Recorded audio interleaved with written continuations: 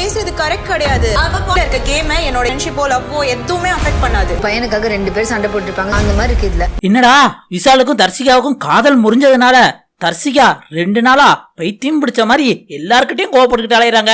காலையில என்னடானா பொம்மை டாஸ்க்ல கோவப்படுறாங்க, இப்ப என்னடானா ஃப்ரெண்டான பவித்ரா கிட்ட கோவப்படுறாங்க.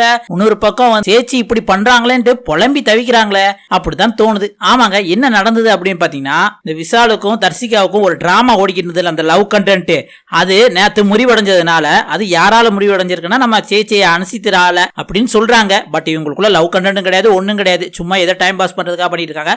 இதை வந்து வெளியில மக்களுக்கு வந்து தப்பா போயிரும், இதை நீங்க எப்படி பண்ணக்கூடாது அப்படின்ட்டு சேச்சி ஒரு நல்ல எண்ணத்தோட போய் இந்த பக்கம் விஷால்ட்டையும் பேசுறாங்க, இந்த பக்கம் தர்சிகாட்டையும் பேசுறாங்க. அது நேத்தே முடிஞ்சு போச்சு.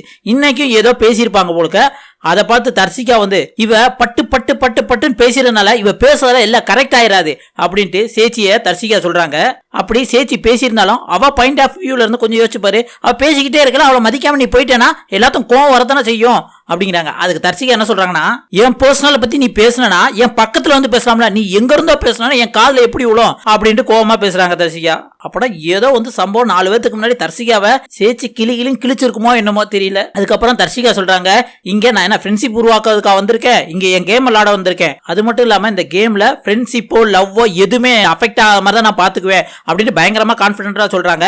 அதுக்கு நம்ம என்ன சொல்லணும், உன் கான்பிடென்ட்ல தீய வைக்க. ஏன் அப்படின்னா, எப்ப தர்சிகா இந்த லவ் கண்டென்ட் அப்படின்னு ஆரம்பிச்சாங்களோ அதுல இருந்து நான் 200% வந்து ஃபுல் ஃபிளெஜ்ல அந்த கேமுக்காக நான் வேலை பார்க்கறேன் அப்படின்னு சொன்னது பூரா வந்து 0 ஆயிருச்சு. ஏன்னா கடந்த 2-3 வாரமாவே வீட்டுக்குள்ள இருக்கவங்களுக்கு இருந்தாலும் சரி, வெளியில இருக்கவங்களுக்கா இருந்தாலும் சரி, தர்சிகாவா ஒண்ணுமே விளையாடல அப்படிங்கிற மாதிரி தான் சொல்லிட்டு இருக்காங்க. அது அந்த லவ் கண்டென்ட் ஆரம்பிச்சோடனே சுத்தமா தர்சிகா படுத்தே விட்டாரையா அப்படிங்கிற மாதிரி தான் தோணுது. ஆனா அவங்க என்ன சொல்றாங்க, இந்த லவ் கண்டென்ட்னால என்னோட கேம் அஃபெக்ட் பண்ற மாதிரி நான் பாத்துக்கவே மாட்டேன் அப்படிங்கிற மாதிரி சொல்றாங்க. இத பவித்ரா அவங்களுக்கு எவ்வளவு புரிய வைக்க ட்ரை பண்ணும்போது தர்சிகா கோவமா அந்த இடத்துல இருந்து சொல்லிட்டு போயிட்டாங்க. என்ன அப்படின்னா, இந்த வீட்டுல இருக்கவங்கள்ட்ட மேல நீ அன்பு காட்டுறது சுத்த வேஸ்ட், எதா இருந்தாலும் வந்து பின்னாடி தான் பேசுவாங்க அப்படிங்கிற மாதிரி சொல்லிட்டு போட்டாங்க. அப்படியே பவித்ரா ஷாக் ஆகி பாக்குறாங்க. ஆஹா, முன்னாடி காதல் பைத்தியம் முடிச்சிருச்சு, இப்ப உண்மையாவே பைத்தியம் முடிச்சிருச்சு போல தர்சிகாவுக்கு அப்படின்னு தான் பாக்குறாங்க.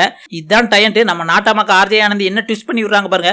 ஒவ்வொரு சீசன்லயும் ஒரு பையனுக்காக 2 பேர் அடிச்சுக்குவாங்களே, அது மாதிரி தான் இருக்கு. விஷாலுக்காக இந்த பக்கம் சேச்சியும் தர்சிகாவும் அடிச்சுக்கிற மாதிரி தான் இருக்கு அப்படின்ட்டு இவங்க ஒரு ட்விஸ்ட் கிளப்பி விடுறாங்க. ஆக்சுவலி வந்து சேச்சியை அடிச்சுக்கலாம் இல்ல, சேச்சி வந்து பவித்ராட்டையும் ராணவட்டையும் சொல்லியிருக்காங்க, தர்சிகாட்டையும் விஷால்ட்டையும் சொல்லியிருக்காங்க.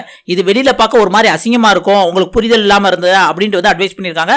அதுக்கப்புறம் 2 ஜோடியுமே வந்து எங்களுக்கு தெரிஞ்சுதான் பண்றாங்க. சேச்சி அதுக்கப்புறம் தலையிடல. ஆனா இதை இப்ப ஒரு பெரும் பிரச்சனையா பூதாரமா இழுத்து கொண்டு வராங்க. ஆமா, அந்த ப்ரோமோ 1ல டால் டாஸ்க்னு ஒன்று நடத்துனீங்களே, அதை பத்தி ப்ரோமோ 2ல ஒண்ணுமே காமிக்கலையே. அப்படின்னா அந்த டாஸ்கையும் நீங்க விளையாண்டு சொதப்பிட்டீங்களா?